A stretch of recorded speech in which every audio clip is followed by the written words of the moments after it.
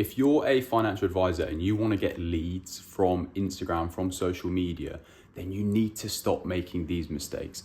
I was just scrolling through on my Instagram, a bit of a doom scroll, but I was scrolling through and then consciously was looking at financial advisors' content and thinking to myself, what is good and what is bad? And there are so many mistakes that you're probably making, because I went through probably about 20 different financial advisor Instagram pages, and they were all making very similar mistakes. For reference, my name is Max Hemmings. I run a financial advice business called Hemmings Financial Solutions. We've got over 95,000 followers on Instagram, and we get the vast majority of our leads all through Instagram.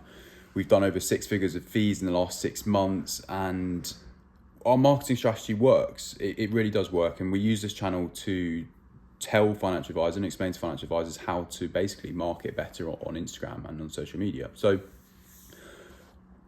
and so when I look through other advisors' content, I'm looking through with sort of a conscious mind in terms of what is good and what is bad. And as I say, most of the time it's pretty poor and bad stuff that's coming through. So here's 5 things off the top of my head from when I was just going through this content of, as I say, probably about 20 different financial advisors. Here are the top 5 mistakes that I think people are making. Number 1 is I was looking at this one person's Instagram account, and from the last 5 videos, all 5 videos were trying to message and target 5 different types of people. So they were talking about, 1, high earners in some sort of niche industry. I can't remember what it was, but they were talking about high earners. I was thinking, oh, awesome, like they've got a niche. They talk about high earners, what they're making, and it was a particular sector of employed people, and I was thinking, oh, cool, that's a pretty cool niche, especially if you know about a bit about it. That would be a really good niche to go after. I then scrolled through the next bit of content, and they were talking about business owners and something around business owners and planning, and I was thinking, okay, that's a bit odd. You were just talking about high earners and what to do with high employed income, and now you're talking about business owners and what to do with them. The next piece of content, and this is no word of a lie, this is absolutely true. The next piece of content, or the bit of content after, was then talking about professional athletes. And I was thinking to myself, what is going on? Like, who are you trying to target? And that is one of the biggest mistakes that I see with financial advisors, is that you're trying to target so many different people. You end up just confusing people in terms of who you can help and what your sort of special area is. So just pick one set of niche, one set of people, and create content around that. Also, now linking to part 2 of this, is that the actual content and the information being provided was very sort of willy-nilly, wishy-washy. It wasn't that good information. So when you post something and you're providing information, I use the test in terms of, would someone buy your coffee to sit down with you to find out that information? If the answer is no, you need to either provide more information or better information, or don't post it. So you've got to provide some sort of value for someone so that they can walk away from watching a piece of content that they've got a bit of value. They've got some sort of action point of what they can do. Hopefully from these 5 points that I'm telling you what not to do, you'd think to yourself at the end of this, you know what, if I sat down and had a coffee with Max and he'd explain these 5 points to me and I bought the coffee, I'd walk away and I'd feel all right. That's how you want to come across. Hopefully it's the case. So have a specific niche. Stop talking about loads of different types of people. Have a specific niche. And 2, when you actually provide content and value to someone, make sure that there is actually some value to it. Number 3 is the consistency. So with so many financial advisors, is you'll post a piece of content one week or one day, and then you won't post again until the next week. Especially on Instagram, you have to be posting every single day. You need to be posting every single day so that you're constantly in front of mind, so that you're constantly getting out there, getting it to reach as many people as possible every single day. This is going to do 2 things for you. 1 is you're going to be front of mind, as I just said.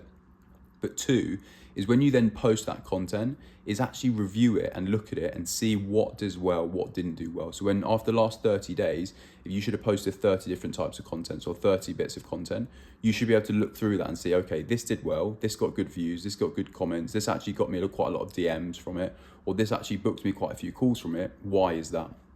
Then start doing more of that content. And so that's 2 reasons why you need to do that. And if you're only posting once every single week, after the last 30 days, you're only going to have 4 bits of content to review. Whereas if you do 30 every single day, you're going to have 30 bits of content. So you're going to learn more from it. And because of that, you're going to end up being able to post more. 4th is you need to get your face out there and you need to be talking to the camera. And initially this is going to be awkward. It's going to come across pretty badly. You're not going to speak well to the camera. You're going to think you look horrendous. You think you're going to sound horrendous. But it's so important that people get to know how you speak, how you explain things, what your mannerisms are. And it's going to help you build trust. It's also going to be, they're going to feel like they're having a conversation with you. And so it's going to help you so much more when you come through to those client meetings or those phone calls, is that this is going to be the first time you've ever spoken to someone, but they're going to feel like they've had multiple conversations with you. So they're already going to like you. They're already going to trust you. And we know they're going to like and trust you, because otherwise they wouldn't booked in a call with you. So you need to be doing face talking videos, speaking to the camera on this. And this is linked to number 5, is you've got to be yourself. You can't be copying other people or using other people's, like what you think does well. Be true to yourself. So speak to the camera as if you would speak. Don't change the way you speak. Put out content that's true to you about how you would explain things. Because of this, one is people can see through whether you're being genuine or not. But 2 is that you're going to attract people who actually like you for you, who like the way that you explain things, who like the way that you are.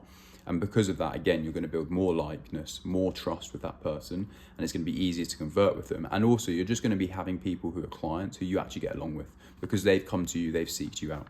So those are 5 things you need to be doing. Here's a bonus one as well, a 6th one that I saw, is when you post content, don't get your partner, your girlfriend, your boyfriend, your mum and dad, whoever it is, do not get them to like and comment on that video.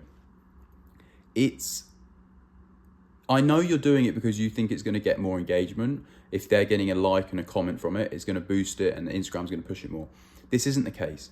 The reason being is that account likely, like your partner, probably doesn't care about financial advice and probably also isn't your niche. And so because of that, when they comment and like on your bit of content, your picture, your reel that you put up, the algorithm is going to think that type of profile likes your content and comments on it. So they're going to send it to more people like that profile.